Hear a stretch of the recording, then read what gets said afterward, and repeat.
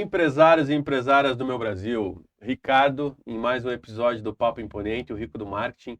Minha cadeira lá no BNI Imponente é de desenvolvimento de sites. Eu sou sócio proprietário na agência Bull Marketing. Agência Bull Marketing no Instagram, o Rico do Marketing no Instagram.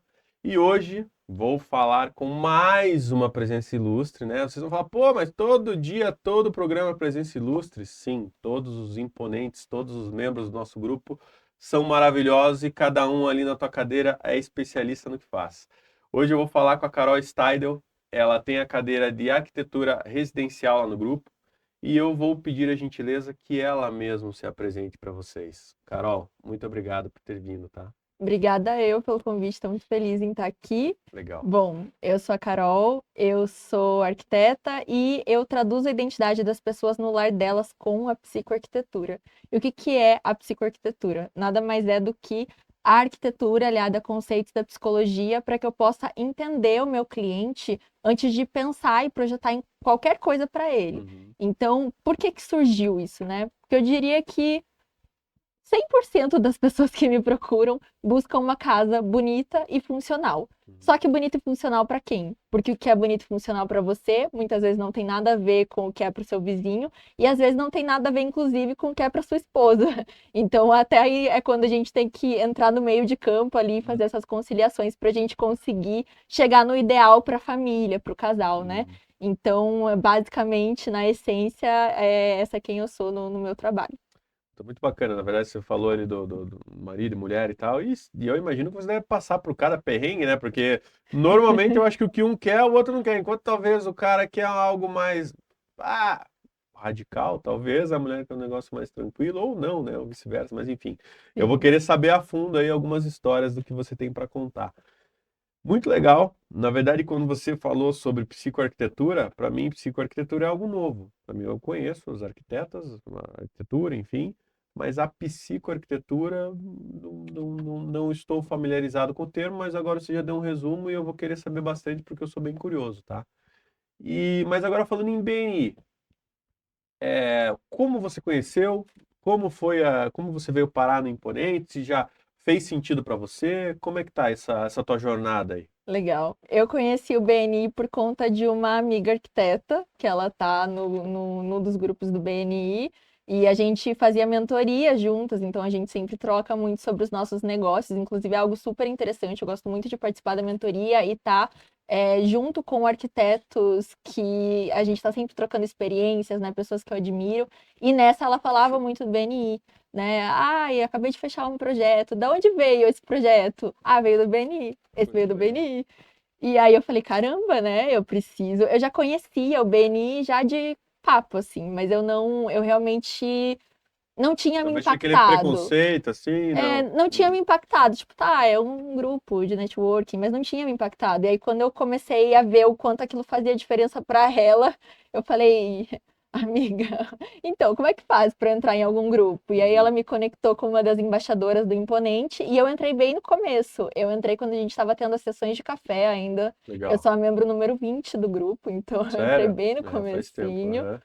Eu esperei 4 meses para começar, pra gente ter a primeira reunião. Então, eu tô bem desde o começo mesmo. Legal. E no que impactou, eu acho muito interessante a questão do nosso grupo e do BNI no geral ser um networking contínuo. Porque você tá ali toda semana, e você tá toda semana conhecendo sobre o negócio das mesmas pessoas e você aprofunda muito o relacionamento com essas pessoas e aí começam a vir indicações e boas indicações para o seu negócio, né? E outra coisa que talvez seja um pouco mais potencializado por eu ser arquiteta, mas para mim foi muito interessante, foi a questão de eu sempre ter bons profissionais complementares ao meu trabalho ali próximos de mim. Uhum. Então, eu nunca me esqueço, quando eu entrei, quando a gente começou a se reunir ali, na verdade, no grupo, no BNI, eu Uhum. estava com um dos projetos mais desafiadores, assim, do escritório que eu estava fazendo, porque era um retrofit, né? Era uma casa que a gente estava mudando completamente o uso dela. Desculpa, parênteses, retrofit. O que que é um retrofit? Retrofit é quando a gente faz uma transformação, realmente isso, faz uma transformação total em um espaço. Tem uma casa mais antiga e a pessoa quer revitalizar para um espaço totalmente novo. Então, isso era o que eu estava fazendo nesse projeto. A fachada, na verdade, a gente ia manter, é uma casa bem bonita, é uma edícula que eles têm um teto de madeira, lindo, assim. E eles queriam manter isso, mas todo o espaço internamente seria transformado. Então, foi quebrado várias paredes, foi trocado piso. Basicamente, mudou tudo internamente por dentro. Isso, na essência, é o retrofit. Entendi. Então, foi um projeto que, por conta da alteração de uso, foi bem desafiador, porque precisava de vários outros trabalhos complementares ao de um arquiteto. Como, por exemplo, precisava regularizar aquele imóvel, precisava trocar a entrada de energia da Copel, então precisava de projeto de elétrica, de climatização, precisava manter alguns elementos específicos. Então, diretamente e indiretamente, eu trouxe para esse projeto umas 5 pessoas diferentes ali do BNI. Do BNI, do grupo. Então, foi realmente muito interessante, me trouxe muita credibilidade também com aqueles clientes, porque tudo que precisava, eu tinha ali uma pessoa de confiança para indicar e deu muito certo. Então, eu acho que o BNI, ele traz diversos benefícios, né? Quando a gente entra, a gente sempre entra querendo fechar mais negócios, crescer a empresa, mas indiretamente ela traz outros benefícios, como esse, que também, claro, ajuda muito a crescer a minha empresa, aumentando a credibilidade dos meus clientes no meu trabalho também. Na verdade, é você passando para. Lógico, você é especialista, você é uma arquiteta residencial, é especialista em psicoarquitetura, e é outra coisa você trazer pessoas, justamente parceiros, que são especialistas em determinados assuntos da obra ali, igual você comentou sobre Exatamente. regularização ali e tal. Não, super Exatamente. bacana, super legal. Mas assim, agora iniciando realmente falando da Carol Steidel, arquitetura arquiteta.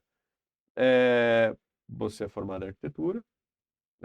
Pelo que eu entendi, a psicoarquitetura é como se fosse um método, é uma forma de você trabalhar, de você, enfim, fazer os teus projetos.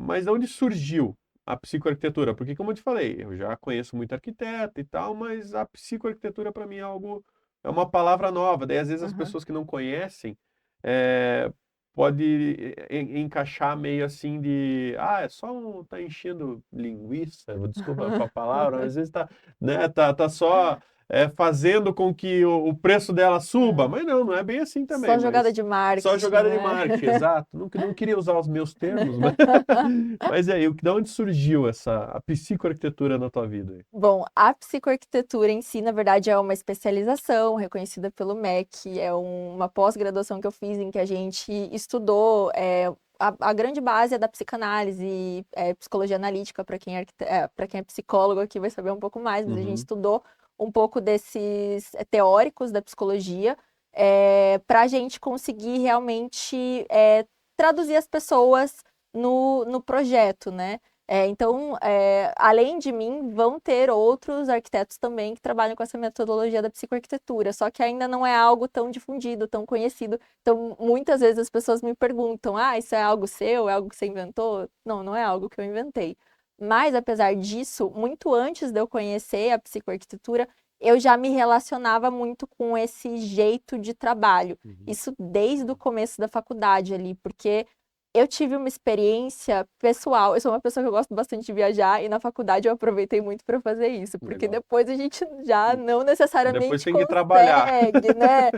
Então eu tive uma experiência muito legal em Barcelona, em que eu estive lá por um período e eu reparei, realmente eu consegui vivenciar na prática o quanto eles usavam a arquitetura de uma forma mais sensorial. Os espaços, você sentia assim que eles eram pensados para gerar mais conforto entre as pessoas, mais relaxamento, ou então mais proatividade, ou uma coisa mais de passagem. E aquilo era muito intencional, aquilo me chamou muita atenção. Depois que eu vivenciei aquilo, eu já não consegui mais olhar a arquitetura com os mesmos olhos que eu tinha enxergado a minha vida inteira até chegar ali Uhum. naquele período. Então, quando eu me formei, eu realmente queria muito trabalhar daquela forma e eu não via isso muito acontecendo aqui ainda. E aí eu fui para lá, fiz uma pós-graduação em arquitetura sustentável e gestão de obra. Uhum. Foi um curso bem interessante, foi um curso mais técnico, assim, sobre como tirar as ideias do papel. E eu trabalhei também em 2 escritórios lá e consegui ter essa noção de como os arquitetos lá realmente pensavam nessa humanização dos espaços, por assim dizer. E aí, para fechar tudo isso ainda, quando eu voltei, quando eu falei, não, vou abrir um escritório, Uhum. o meu irmão é psicólogo. Então, ele estava abrindo o consultório de psicologia dele numa clínica na mesma época em que eu estava abrindo o escritório. Então, ele foi um dos primeiros clientes do escritório. Eu fiz o consultório dele. E isso, por ser uma clínica, outros psicólogos viram e me geraram clientes psicólogos, né? E quais eram o foco dos pedidos deles? Eram todos nas sensações. Né? Eles me Sério? pediam É porque na para eles isso é comum, né? Isso é Exatamente. normal. Eles sabem o poder que os espaços têm realmente nas nossas sensações, o quanto isso impacta nas nossas ações. A gente fez, por exemplo, a recepção da clínica de psicologia, né? Eu fiz consultório, depois me chamaram para fazer a recepção da clínica. Uhum. E eles trabalham muito com a questão do inconsciente, então eles queriam realmente que os pacientes entrassem, tivessem aquela sensação de conforto e de profundidade. Então, em uma das paredes, a gente colocou um azulzão mais profundo. A gente trabalhou muito com quadros que eles mesmos queriam escolher para gerar certas sensações. A poltrona, eles não queriam que fosse uma poltrona que os pacientes afundassem muito, precisava ser algo confortável, mas que você ficasse mais reto. Então, aquilo foram conhecimentos, foram noções que eu fui tendo trabalhando com esses psicólogos que eu pensei, cara, eu não posso ficar com isso só para mim, sabe? As pessoas leigas, né, na questão da psicologia, da arquitetura, quando procuram um arquiteto, muitas vezes elas estão muito perdidas no como. Né? A Uhum. gente tem tantas opções de materiais por aí, de coisas que a gente vê, e a pessoa Diversos, vê né? tudo aquilo e vira uma confusão na cabeça da pessoa. Só que apesar disso, ela sempre sabe as coisas que ela quer viver ali, quais são os sonhos dela, como que ela quer viver com a família dela, se ela quer receber gente, se ela quer um espaço mais para relaxar, e coisas que incomodam na casa dela, coisas que elas não gostam. E tudo isso são informações muito importantes para a gente fazer um projeto que realmente faça sentido para aquela pessoa, sabe? A estética, ela meio que vem complementando essas coisas, né? A Uhum. estética, a funcionalidade, ela vem complementando essas coisas, mas quando a pessoa procura um arquiteto, muitas vezes ela está procurando uma pessoa que vai criar um lar para ela, um local que ela ainda não conseguiu conceber. Então, usar da psicologia para isso realmente é algo que eu não. É uma coisa, sabe, quando você vê, você não consegue mais desver? Sim. Eu não consigo mais não aplicar isso com as pessoas, porque realmente faz muito sentido. E é isso que faz os clientes se reconhecerem na casa deles depois. É que na verdade o que eu tenho sobre arquitetos, né? São profissionais para mim é indispensável. Primeiro já é indispensável você fazer uma obra, enfim, um cômodo que seja uma decoração, não vou chamar de decoração, enfim, fazer um cômodo sem arquiteto e um com arquiteto, vamos supor. Só que a impressão que eu tenho é que eles sempre fazem ao olhar deles, né? Porque, Sim, tipo, existem lógico, arquitetos o que sim. cliente vai fazer a entrevista com o cliente ali e tal, falar, o que que você gosta, o que que você quer? Não, eu gosto disso, eu gosto daquilo, mas ele sempre vai tender para o que ele tem como especialidade. E o teu negócio Sim. não, o teu negócio é completamente diferente. O teu negócio realmente você faz com que a pessoa se veja naquele quarto, se veja naquela sala, enfim, que ela realmente esteja ali e ela saiba que aquilo ali encaixa com o que ela gosta, mais ou menos isso aí. Exatamente. Muitos Mas, escritórios trabalham muito com a questão da assinatura do escritório, né? uhum, E eu enxergo que, sim, é interessante eu ter a minha assinatura, mas a minha assinatura é a psicoarquitetura, é eu poder concretizar quem o cliente é na casa dele, porque quando o cliente ele procura um arquiteto, ele muitas vezes não está se importando com a assinatura que o arquiteto tem, o que ele quer é se reconhecer na casa dele, é fazer uma casa que fique legal para ele, que faça sentido, que supra as necessidades dele. uhum. Então, eu sempre coloco o cliente em foco. E para fazer isso, realmente, se usar da psicologia é um ótimo artifício, realmente. Tá, mas daí como você faz para traduzir essa identidade do cliente no projeto dele? Como é Aham, que, me fala um pouquinho desse processo aí. tá. Bom, primeiro de tudo, a primeira coisa que a gente faz quando a gente começa um projeto com o cliente é, antes de eu criar qualquer coisa, desenhar qualquer coisa, eu tenho uma conversa com os clientes que a gente chama de psicobriefing, que é uma conversa para eu entender aquela pessoa, entender um pouco de quem ela é, entender quais são os hábitos dela, e entender. A gente traz também algumas imagens para eu mostrar para as pessoas. Tem algumas vezes que os clientes mesmos trazem, né? Tipo, eu gosto disso, disso. Tem vezes que não, tem clientes que não trazem nenhuma, a gente traz algumas imagens e a gente conversa sobre elas, para eu já entender ali o que o cliente gosta, o que não gosta, além de toda essa questão de hábitos, de jeito, que isso também é muito importante. Por isso que essas reuniões são sempre reuniões não necessariamente físicas, mas são reuniões, não é um Sim, formulário. Eu preciso realmente estar conversando com a pessoa, estar cara a cara com ela, entender sentindo. o jeito, a reação. Uhum.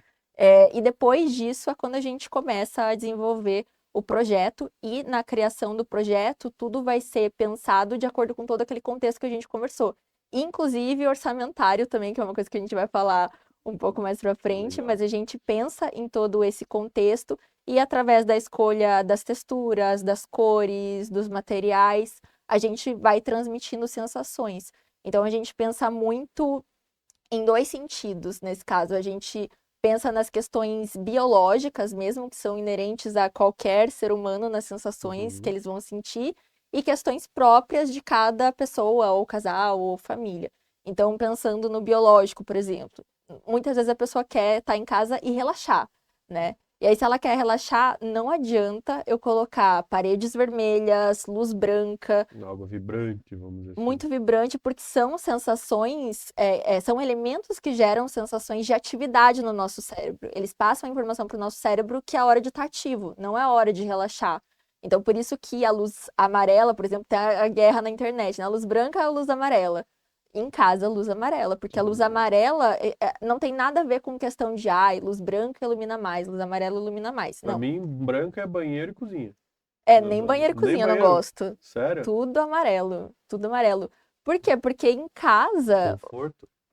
É isso? É? exatamente, pela sensação de conforto. Porque há essa questão de intensidade de luz, não depende da cor. Então as pessoas falam, a luz branca é mais forte. Não, não é mais forte. Isso depende da intensidade. E a cor, ela vai dizer pra você, na verdade, as sensações. Então, se eu coloco luz branca, eu tô falando pro meu cérebro que é hora de agir. Então, luz branca, branca mesmo, na verdade é mais indicado, sei lá, você tá numa sala de cirurgia, né? Tá Hum. fazendo um trabalho super preciso que você precisa estar ligado.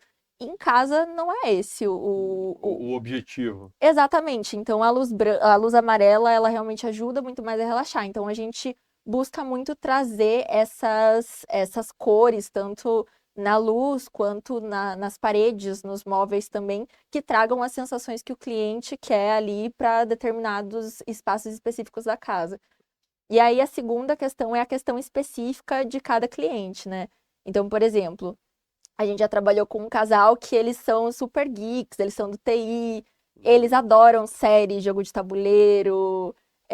E aí a gente precisava pensar num contexto que as coisas ficassem, que tivessem a ver com eles ali, né? Uhum. Então, no corredor, a gente pendurou quadros que tinham a ver com as séries que eles gostam. No home office deles, a gente fez uma estante no fundo onde eles podiam colocar os jogos de tabuleiro, porque eles queriam realmente mostrar aquilo É um nas negócio que eles reuniões. gostam, né? Exatamente. Daí tem outro casal que eles vieram do interior de Santa Catarina e eles gostam muito de natureza. E eles têm dois filhos pequenos e eles queriam que os filhos brincassem com a natureza e sentissem essa coisa. Então, a casa deles toda, a gente fez, a área social deles a gente fez, toda numa vibe de casa de campo, outros clientes que tinham discos de vinil guardados da família, assim, de anos. E aí a gente fez um canto para eles escutarem esses discos de vinil. Então veja como tudo depende muito do contexto. Se eu não tiver essas informações dessas pessoas desde o início, o projeto perde muito em detalhe para aquela pessoa que vai viver ali depois. Não, e, na verdade, você está falando aí faz total diferença. Igual você comentou ali, na reunião eu gosto que seja, eu gosto não, vamos chamar assim, tem que ser presencial, porque justamente eu vou sentindo a reação da pessoa. Então, Exatamente. realmente, você é basicamente uma psicóloga na hora da conversa ali, porque você tem que você falar, não, sei lá, parede azul. Se a pessoa fizer determinada expressão, você fala isso, sei lá, ou não. Me explica aí o que é esse sentir a pessoa. Tá.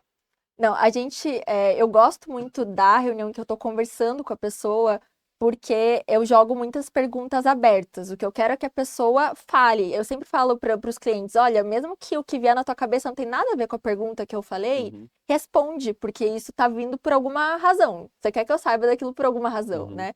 Então, as primeiras coisas que as pessoas falam tendem a ser as coisas que elas dão mais importância. E isso é muito importante para eu saber. Hum. Então, nossa, disso vem coisas muito inusitadas, assim, das pessoas, sabe? E quanto mais o cliente ele se abre com a gente, na verdade, mais eu consigo criar uma casa que tenha a ver com ele, uma casa totalmente personalizada para ele. Uhum. Então, na verdade, o da psicologia, não sou psicóloga, né? Não vou fazer terapia com os clientes, mas a gente realmente busca fazer uma leitura da pessoa de um jeito mais básico, mas de um jeito que um psicólogo faria para eu conseguir pegar as nuances importantes para eu colocar no projeto. Então, por isso, essa conversa realmente, eu quero sentir o que a pessoa traz, o que vem dela para mim. E não É. nem tanto no que eu estou perguntando em E na si. verdade você está falando uma coisa, porque normalmente o que a pessoa fala por primeiro é o que ela mais queria. Essa minha esposa assistir esse episódio, eu vou falar de uma coisa que quando as arquitetas pegaram e perguntaram, mas o que que você queria? Que eu falei, cara, eu queria muito que ali no fundo de casa tivesse um buraco para eu poder fazer costela. E a minha E a esposa tua falou, esposa? ela simplesmente olhou para mim e falou, cara, é lógico que não, né? É, E realmente eu não tenho buraco para fazer costela, então mal e mal eu faço na churrasqueira, Mas mas sabe que acontece. isso acontece bastante, essa coisa entre casais, né? De um querer uma coisa, outro querer outra. A gente faz meio que um meio de campo ali. E muitas vezes. Teve um projeto bem interessante, na verdade, que eu fiz uma. Foi um casal que. Primeiro apartamento deles. Uhum. E aí, na hora de fazer a cozinha, ela é nutricionista. Então, ela dá muito valor para a cozinha.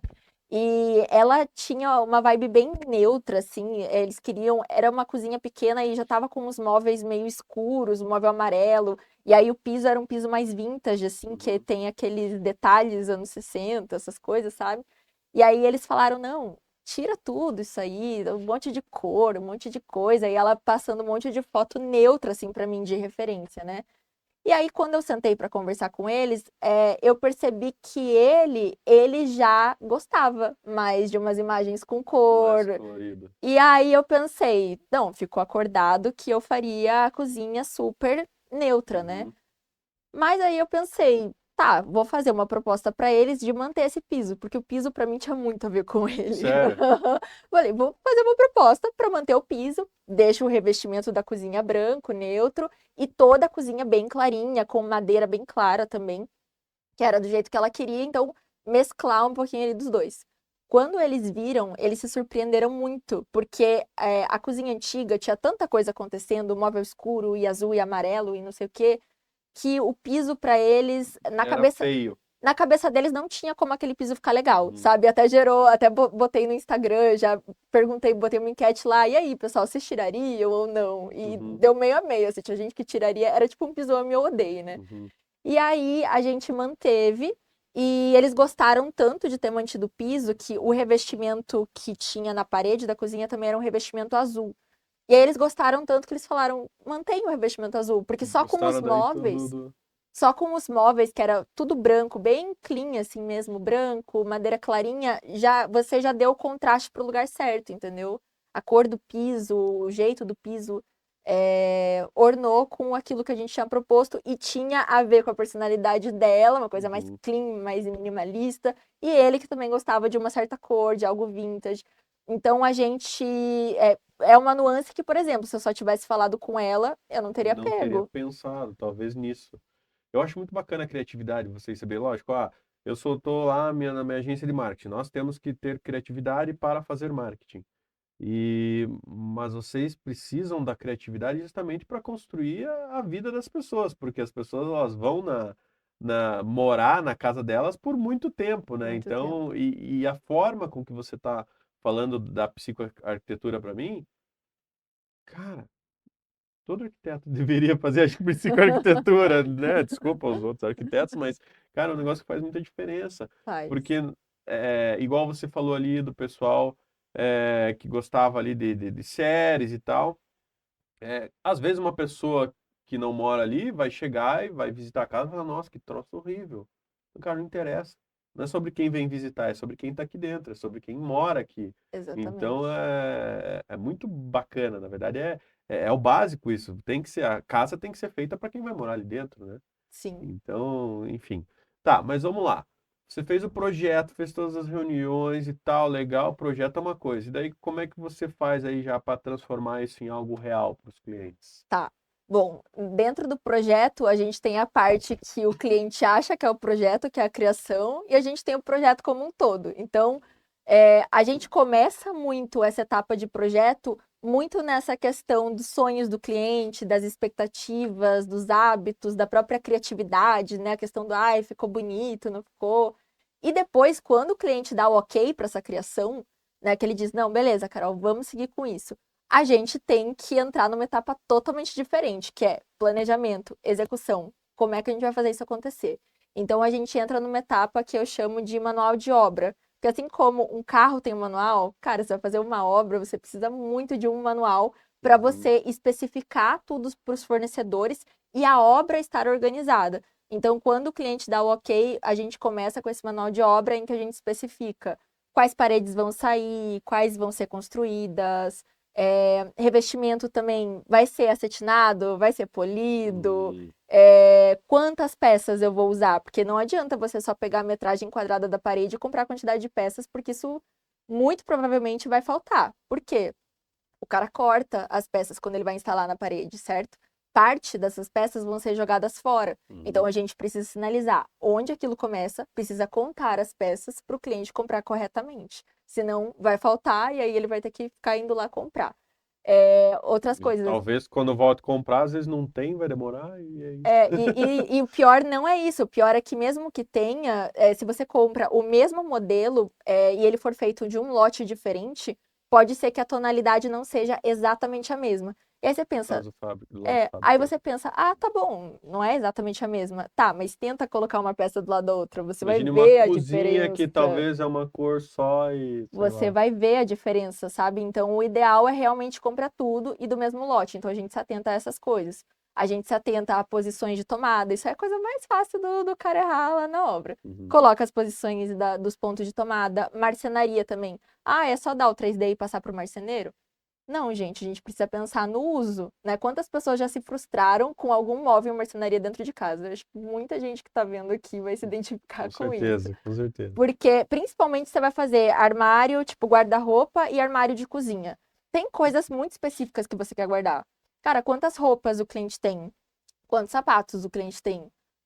Como que ele costuma guardar as coisas? Como que ele costuma usar? Então, a gente pensa no móvel internamente, a gente destrincha as medidas para o marceneiro. Qual que é a distância entre as prateleiras? Qual que é a altura da gaveta? Então, realmente, a gente pensa literalmente em todos os Todos detalhes os de como detalhes. aquilo vai ser concretizado para que na obra não exista surpresa, não exista aquilo do, ai, mas eu achei que. Não, tá Depois de achado desenhado. e feito, daí já era, Aí né? já era, não, tá desenhado. O pessoal chega na obra, eles colam o projeto na parede, a pessoa vai fazendo e vai conferindo medida, e é assim que tem que ser E isso vocês vão acompanhando também. também. Uhum. Então, depois que a gente finaliza o manual de obra, na verdade, a gente entra numa parte que também é muito importante, que é Hum. a parte orçamentária, né? Que a gente ainda Eu ia não te falou muito perguntar isso, sobre a esse previsibilidade assunto. do financeiro, quanto isso é importante, porque não adianta nada a pessoa, beleza, fez lá, contratou a Carol e tal, e nossa, maravilhoso, daí chega na hora de fazer, executar, putz, mas não tem o dinheiro, né? O quanto isso Exatamente. ajuda, mas pode continuar. Isso é um ponto bem importante. Vamos até passar para ele antes, porque valores de obra não são valores muito conhecidos pelas pessoas, porque envolve diversos fatores e realmente a gente não consegue chegar num valor exato da obra do cliente sem ter um projeto. Uhum. Nenhuma pessoa vai ser capaz de fazer isso, porque dentro do E espaço você pode mesmo tendo colocar qualquer projeto, coisa. para ser exato é difícil, né? Ou Com o não? manual de obra a Tem gente uma. consegue ser exato. Por quê? Porque a Ah, gente é? especifica tudo. Então a gente fala, o Inclusive com porcelanato, parte de preço e é, tal, o, né? o porcelanato vai ser X, isso vai ser feito dessa forma. Hum, Então No manual tem isso também. o fornecedor, o que que ele faz? Ele vai pegar aquele manual e ele vai orçar de acordo com as especificações que eu escrevi ali. Uhum, Então, aqui sim a gente consegue nos orçamentos comparar banana com banana e maçã com maçã. uhum, Não adianta você pegar dois orçamentos aleatórios de dois marceneiros que não tem, você mandou só o 3D para ele e manda lá o orçamento. Cara, um vai pensar na ferragem X, outro na ferragem Y, um vai pensar no MDF X, outro Y. Você não consegue ter um comparativo, sabe? Então, quando a gente tem um manual de obra, a gente consegue sim fazer um comparativo e dar total previsibilidade financeira para o cliente, porque isso é muito importante. Então, a gente pega, orça tudo com dois fornecedores de cada segmento, coloca aquilo do comparativo na planilha e o cliente olha ali no final o montante total do valor, para que ele consiga se planejar de fato para isso. uhum. Se planejar se ele vai fazer tudo de uma vez só, né? Ou agora eu vou começar a fazer a obra. Então a gente consegue dar previsibilidade e tranquilidade para os clientes, porque isso, cara, não tem preço realmente você ter tranquilidade Não, na e eu sua obra. confesso para você que quando eu fiz a minha casa, lá, as partes dos móveis e tal, pô, se tivesse isso, ia ser uma puta mão na roda, cara. Porque daí, tanto é que tem muita coisa que era para ser sido feita, e a gente falou, não, não vamos fazer assim, que vai dar, porque a gente não tinha noção de quanto ia custar. Esse é o problema. Porque, cara, eu acho que bom, entrando numa mesma questão também, né? Essa questão dos valores não serem conhecidos. Então, as pessoas procuram um arquiteto, e eu falo isso independente da pessoa ter o dinheiro para fazer a reforma ou não, ou a obra dela, a construção dela. Mas na grande maioria das vezes as pessoas acreditam que elas vão precisar investir menos dinheiro do que elas de fato precisariam para elas conseguirem chegar no resultado que elas querem. Uhum. Então, eu digo que eu sempre vou espalhando a palavra, assim, de orçamento, de valores, porque não adianta nada a gente fazer todo aquele trabalho para aquele projeto ficar na gaveta, sabe? Não é de interesse de ninguém, não é do meu interesse, não é do interesse do Você cliente. quer ver o negócio feito, né? Exatamente. Então, não é do interesse de ninguém. Então, até exemplificando, por exemplo, um caso, né? Tem uns clientes que eles compraram um apartamento de 1 milhão, tinham 10 cômodos, e aí eles queriam transformar todos os banheiros e mudar, fazer marcenaria para todos os cômodos. E aí, eu conversando com eles, perguntei, tá, quanto vocês têm de investimento para esse espaço, né? Vocês já pensaram quanto vocês pretendem investir no apartamento? Uhum. Aí falaram para mim, olha, a gente não queria investir muito mais do que 120 mil. Aí eu falei, tá, olha, a gente pode até fazer o raciocínio aqui, né? 120 mil, quando você pensa no montante, 120 mil, caramba, dá para fazer coisa com 120 mil, É né? bastante dinheiro É bastante dinheiro. Mas aí você divide 120 mil por 10 cômodos. Você vai chegar em 12 mil por por cômodo. cômodo. Aí você vai em qualquer marcenaria, pelo menos aqui em Curitiba, tá? E orça quanto custa para fazer um armário sob medida. Você vai ver que o preço médio ali vai ser de 10 mil, dependendo do tamanho do armário, até mais. Então, basicamente, o que aqueles clientes conseguiriam fazer com 120 mil é botar um armário em cada cômodo e acabou. E é isso. Então, infelizmente, não teria como a gente fazer o que eles estavam buscando com aquele orçamento que eles tinham, né? E essa conversa é muito importante de ter desde o início. Então, quando a gente pensa em transformações completas dentro de um ambiente, um valor interessante de se pensar é entre 30 a 50 mil por ambiente. 30 mil você está pensando mais num quarto, 50 mil se estiver pensando numa cozinha. Você pensa cozinha, você tem que comprar geladeira, e quando eu falo dos valores, 50 eu mil falo completo. brincando, né? Brincando, exatamente. Eu tô falando aqui ainda valores mínimos, porque dependendo do que o cliente quer botar, aquelas pedras brancas, né, que as pessoas gostam muito de botar em cozinha, gente, pedra branca boa é muito mais cara do que uma pedra preta. Então, tem várias nuances também, né? Mas menos do que 30 mil por um ambiente, uma transformação completa de um quarto, por exemplo, cara, você não vai conseguir chegar. Então, quando o cliente chega para mim, já na solicitação de proposta, quando eu vou falar de valores de projeto, eu também falo junto sobre Uhum. valores de obra. Porque a pessoa precisa entender aquilo ali e eu preciso chegar com o cliente numa solução que funcione para ele. Então, eu sempre falo, olha, cliente, então você vai querer seguir realmente com esse investimento, a gente mexer em todos esses espaços, Ou então você prefere pegar o montante que você tem e a gente focar em 3 ambientes que você dá Específicos, mais valor, vamos dizer importância. assim. Aham. Exatamente. Então, claro que assim, mesmo que o cliente não tenha todo o montante naquele momento, o que eu sempre indico é fazer todo o projeto junto e depois a gente vai passar por todo o projeto, vai fazer a planilha orçamentária. Ele consegue se organizar ali de tipo, não, vou fazer esses 3 primeiro, depois eu vou fazer esses aqui.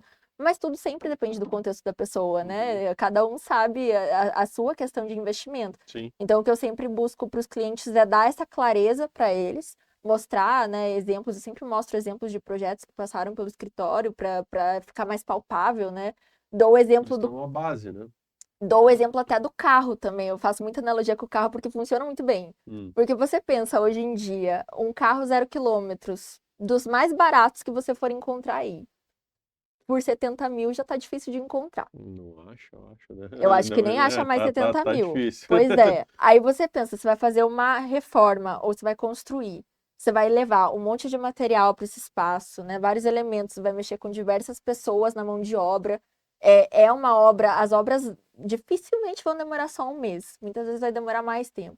Então, como que a obra vai custar um valor de um carro, sabe, mais popular, um valor de um carro mais baixo? É muito difícil isso acontecer, Uhum. sabe? Então, essa conversa é uma conversa super importante de ter. E quando a gente chega no final do projeto, a gente dá realmente esse valor fechado para o cliente, né? A gente faz todos os orçamentos e dá esse valor fechado justamente para ele conseguir ter essa previsibilidade durante a reforma e ele ficar tranquilo durante a reforma também, né? Não, faz total diferença. Que Você falou da parte de pedra branca, eu também lembrei de outro negócio na minha casa. Na minha casa, na cozinha, tem uma pedra branca e tal, mas eu lembro que eu tentei fazer a todo custo essa pedra virar preta. Só que daí era o sonho da minha esposa, não, porque a Ilha Branca e não sei o quê. Daí eu falei, tá, então, né, daí a gente tira um pouquinho daqui e coloca para ter a pedra branca. Mas é como eu acho que no teu caso que você está falando do teu projeto, a partir do momento lá que a arquiteta mostrou a cozinha da forma com que era o sonho dela, com a pedra branca, aí sim que ela não vai querer tirar a Não pedra vai. branca e aquilo ali realmente vai e faz diferença para ela até hoje. Faz 6, daqui a pouco, 6, quase 7 anos que a gente construiu lá e ela fala da pedra dela até hoje. Então é algo que, pô, Mas é um legal, investimento que valeu, que né? valeu a Pelo pena, pô, menos. É. exatamente. Então é mais ou menos isso que você falou em comparação com o carro. Cara, às vezes a gente gasta, investe. Para mim, carro não é um investimento, é só mesmo para quem gosta, mas você vai perder dinheiro. Você vai comprar um carro, você vai perder dinheiro. Mas é a tua casa, cara. Então Sua é muito casa. melhor você justamente investir um pouco mais em algo que realmente você vai estar ali todo dia, que vai te fazer bem, do que investir em outra coisa. E É. para mim até a ilha faz bem hoje, porque eu olho aquilo lá e falei, puta, realmente, se fosse preta ou qualquer outra cor, ou qualquer de outro jeito que fosse, eu não ia estar gostando dela hoje, né? Sim, e são sempre questões de escolhas. Às vezes a gente pode fazer uma escolha que vai ter um valor mais agregado no projeto, e às vezes tem elementos que você não está se importando tanto. Tipo, a minha lavanderia. Nem se importa tanto com a minha lavanderia, Uhum. sabe? Vou fazer uma coisa mais legal na minha cozinha, na minha lavanderia, vou Foi fazer o que uma coisa mais A gente pegou simples. as pedras mais, Exatamente. chabu lá e Então, é uma daí. questão de escolha, mas eu acho que essas escolhas têm que ser sempre muito conscientes, sabe? Então, eu sempre busco trazer esse artifício para os clientes. E essa coisa do carro, né? Bem o que você falou, ai, casa ou carro, né? Eu até lembrei de um casal de clientes que, quando eles fecharam comigo, eles falaram: Nossa, foi muito legal você ter dado esse exemplo do carro, porque a gente resolveu não comprar um carro para a gente fazer a nossa Fazer a casa. reforma. Pois é. Então, conectou muito, assim, mas é muito isso. Não, mas continua usando, que eu acho que realmente faz um negócio que faz as pessoas, puta, é verdade, né? Faz Não, elas não se tem ligarem, mas só que às como. vezes elas só vão perceber depois que elas já estão morando e que o negócio está feito da forma, né? Vamos lá dar mais o meu exemplo aqui que eu vou falar. Muita coisa a gente não fez da forma com que era para ter sido feita. A gente fez porque, na época não tinha o dinheiro para fazer exatamente e tal, não tinha previsibilidade de obra e tal, e acabamos não fazendo. E, cara, hoje a gente se arrepende demais, Isso assim, acontece porque, muito. cara, é um negócio que a gente falou, cara, lembra daquele projeto que maravilhoso que era e tal, mas, cara, aquilo ali não tá feito dessa forma. Então eu acho que vale a pena você Vale. se esforçar, porque é um negócio que você vai estar todo dia, Eu cara. sempre digo para os clientes, a gente tem o tempo a nosso favor. Eu sei que o ideal para todo mundo era tipo, ai, tenho esse montante, vou gastar só isso e vai ficar perfeito do jeito que eu quero. Mas às Uhum. vezes não é exatamente a realidade. Mas, cara, pensa você fazer uma coisa mais simples agora. Daqui 5 anos você vai estar usando aquilo ali todo dia e você se arrepende, porque você fala, por quê? Por que que eu não esperei um pouquinho mais? Por que que eu não investi um pouco mais? E eu vejo isso acontecer com muitas pessoas. Uhum. Então, eu acho que precisa ter um jogo também dessa questão de dinheiro versus o que aquilo vai perdurar ao longo do tempo, De sabe? preço e valor, na Preço e verdade, valor, né? sem contar que quando você está fazendo um investimento desse, você está valorizando o seu imóvel também, né? Para além do tempo que você vai usar ele, ainda existe a questão toda da valorização desse imóvel Que depois. faz diferença no negócio tudo Muita arrumadinho e diferença. bonitinho, né? Tá. Mas agora pensando no seguinte, o projeto finalizou, tá com manual e tal, tudo certinho. E aí, como é que você acompanha os clientes? Como é que você ajuda os clientes em alguma coisa? Ou o teu trabalho acabou por aí? Não, não. A gente tem a planilha, né? A partir da planilha, a gente começa a tomar as decisões sobre fechamentos, né? Vamos fechar com esse fornecedor, com esse executor, etc. E nesse processo, né, durante a obra, eu estou prestando assessoria constante ali para os meus clientes e fazendo alinhamento com todos os fornecedores, porque a gente deixa tudo bem detalhado realmente para os clientes e para a obra acontecer. Na verdade, eu digo que não é detalhado para os clientes, é detalhado para os Os fornecedores fornecedores, ah. para a obra acontecer realmente. Então, no ponto da obra, o que é mais importante? É comunicação. Uhum. Comunicação é super importante. Então, no dia 1 da obra, eu estou ali conversando com os fornecedores. Repasso o projeto, falo, olha, pessoal, aqui eu pensei nisso, nisso aqui, tudo certo? Vamos fazer assim? E estou sempre ali toda semana acompanhando, Uhum. alinhando as próximas atividades e verificando também o que foi feito. Se os pontos de tomada foram feitos no lugar certo, né? E a gente vai alinhando essas questões durante a obra. E claro, né? Existem imprevistos de obra também, mesmo que a gente estruture, Sempre. mesmo que a gente planeje, e a gente está ali para sempre estar conversando entre os profissionais e resolvendo aquelas questões sem que aquilo seja um peso para o cliente, né? A Uhum. gente resolve aquelas situações sem ter que destruir aquele projeto, né? Passar por cima de tudo aquilo que a gente já idealizou. Uhum. Então, na obra, a gente passa muito por esse processo. E aí, claro, né, a mão de obra também é muito importante. Se a mão de Extremamente obra não importante. coopera, né, se eles não querem comunicar, fica difícil. Então, a gente também, já desde quando a gente faz a questão da planilha, o escritório, sempre que o cliente deseja, né, mas na maioria das vezes o cliente prefere, a gente traz indicações de pessoas com quem a gente já trabalhou para trazer também essa segurança Confiança, durante a obra. credibilidade e tal. Não, bacana.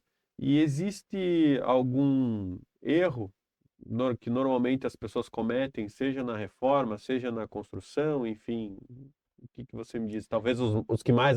Erro sempre tem, mas os que mais aparecem, vamos dizer assim.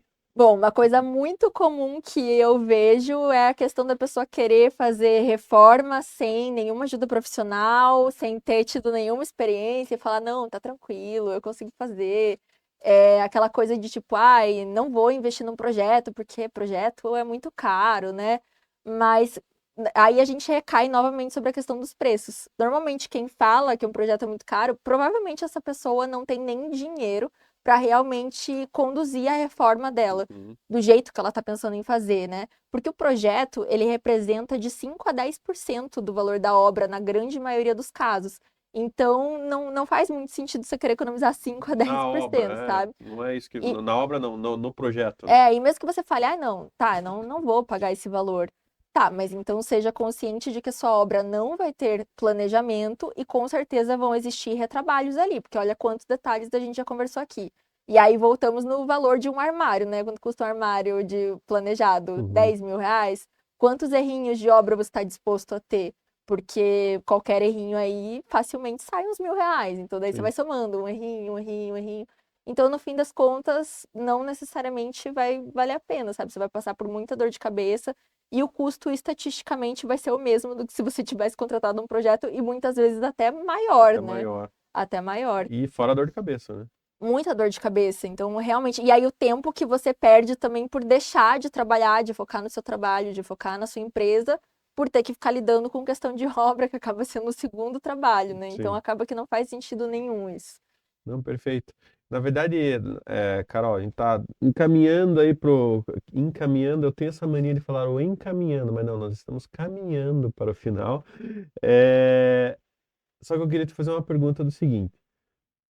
A psicoarquitetura, né? Focando na psicoarquitetura. Cara, para mim, agora faz total sentido o que você faz, né? Eu posso dizer que hoje, para tudo, para arquitetura, para moda, existem as tendências. Uhum. Ah, a tendência agora de cozinha é a cozinha amarela, sei lá. Mas daí, vai que o cara ou a mulher, ela não gosta do amarelo, ela odeia o amarelo, ela vai fazer só por causa da tendência? Então, esse negócio de tendência aí, então, é algo errado? Vamos dizer assim? Qual que é a tua opinião É. em relação a tendências? Bom, na minha opinião, não tem certo ou errado, né? Tem o que tem a ver com cada pessoa. E por isso que a Hum, gente faz todo esse trabalho da psicologia, de entender cada contexto, de entender cada hábito ali, cada personalidade que tem por trás das pessoas. Então, para mim, não faz muito sentido a gente pensar numa tendência em específico, e sim seguir o que tem a ver com aquela pessoa, né? As tendências, elas foram criadas basicamente para facilitar as decisões das pessoas, né? Então a hum, indústria tem ali uma gama imensa de produtos, e aí como é que eu faço para eu ajudar as pessoas a comprarem o produto X, o produto Y, o produto Z. E aí você começa a focar no marketing daquilo, né? Fazer as tendências do momento.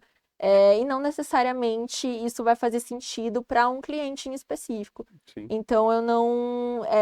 No escritório, eu não trabalho muito com tendências. Claro que a gente está sempre atento a tudo que está saindo, as novidades de mercado, né? Ao todo do que a gente tem para a gente trabalhar, mas eu não foco em, tipo, eu vou fazer a casa desse cliente aqui e vou colocar tudo tendência 2025, sabe? Aham. Não, existe um contexto por trás de quem aquele cliente realmente é, e o foco está realmente nisso, e não na Nele. tendência em si. Pessoal, presta atenção. Então, ela não constrói casa para revista, ela constrói casa para possivelmente que poderia com certeza aparecer numa revista, mas pensando no cliente, não pensando em tendência, né? Porque Exatamente. justamente quem tem que se sentir bem lá é quem mora lá dentro, né? E muita gente, inclusive, fala, né? Tipo, eu até vejo umas coisas legais, tipo, sei lá, vejo no Pinterest, vejo na revista, mas não é exatamente o que eu quero. E Sim, claro que não é exatamente o que você quer. Você pode gostar de algo na revista e querer se espelhar, só que nunca vai ser 100% do que você quer, porque aquele espaço não está representando você, ele está representando uma outra pessoa. Então, a casa de revista ela pode ser usada como inspiração, mas ela nunca pode ser realmente algo que você vai fazer copia e cola na tua casa. sim. Provavelmente você não vai se sentir bem como você poderia se Confortável e sentir. tal. Exatamente. Não, show de bola, Carol. Carol, cara, muito legal mesmo, assim, é algo que nós ainda não tínhamos feito, nós não fizemos o nosso um a Não. um ainda, temos Agora que eu preciso fazer agora para fazer eu pra. poder falar do meu negócio para você. Mas, Exato. cara, a psicoarquitetura agora para mim fez total sentido, assim. Na verdade, hoje eu não consigo agora ver uma arquiteta que não tenha a psicoarquitetura é, enraizada, vamos dizer assim, ou seja, especialista nisso para poder construir o meu projeto. Cara, muito legal mesmo, parabéns. Ah, E, enfim, deixa o teu contato pro pessoal, fala aí das tuas redes sociais, fica à vontade para essa câmera aqui, por favor. tá. Bom, a minha rede social principal é o Instagram, @arq, de arquiteta, ARQ, Carol Staidel, Staidel. E o meu telefone de contato é o 41 99737 4587. Isso. Obrigado pela Obrigada. tua presença aqui, obrigado pelo papo. Como eu te falei, muito bacana mesmo, assim, muito legal. Eu sou um cara curioso, eu gosto de ouvir essas coisas diferentes aí. Para mim, a psicoarquitetura realmente é algo novo, tá bom? Muito Massa, bacana. adorei estar aqui. Legal, que bom. Pessoal, um abraço, até a Tchau, próxima tchau. e tchau.